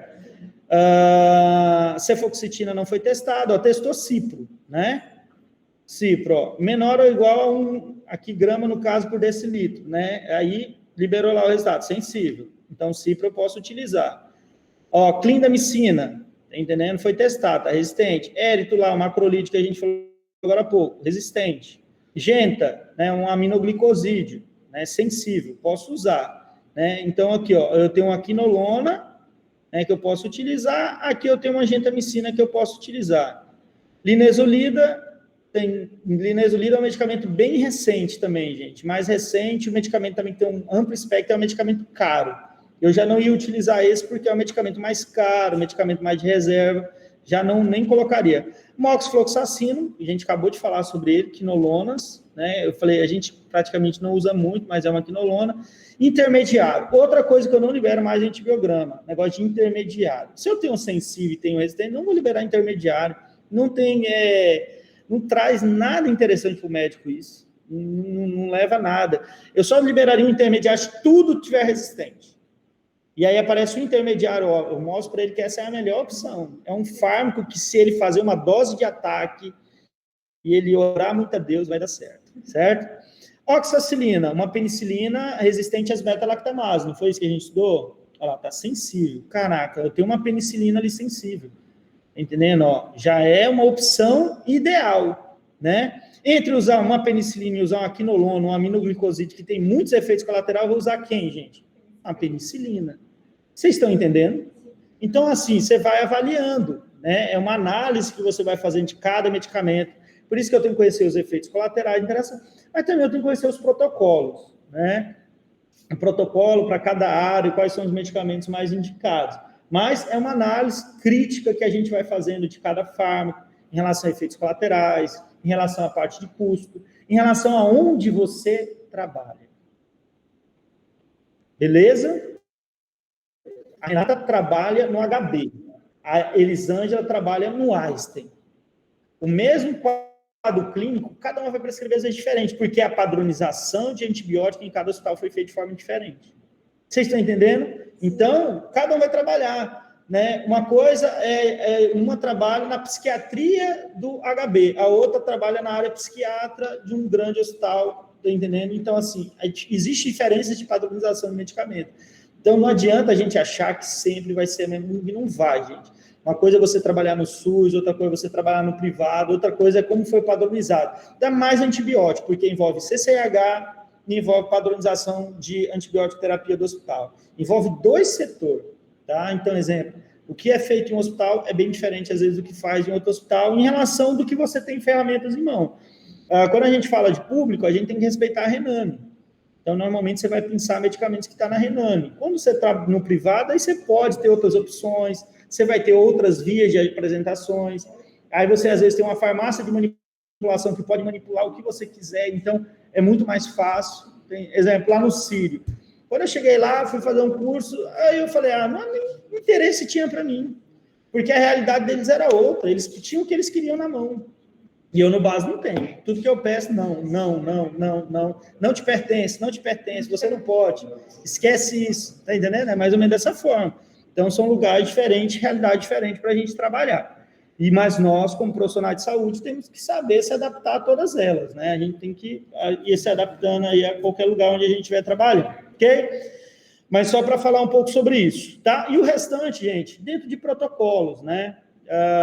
Cada protocolo estabelecido, exemplo, meningites, né, meningocócicas, né, o que a gente utiliza mais, né, a pneumonia comunitária, o que a gente usa mais pneumonia comunitária, pneumonia paciente imunocomprometido, o que a gente utiliza mais, não, é mais dentro dos protocolos também que a gente consegue ver, tá? Mas qualquer coisa, na próxima aula a gente vai só encerrar, vou falar um pouco da parte de glicopeptídeo aqui, que eu acho que ficou, e a gente vai fazer uma revisão do conteúdo, para a nossa prova, tá? Fazer uma revisão geral aí, para a gente ver tudo aquilo que a gente estudou e mais ou menos o que a gente vai precisar, para que a gente possa ir para as férias com muita tranquilidade, quem for viajar possa viajar.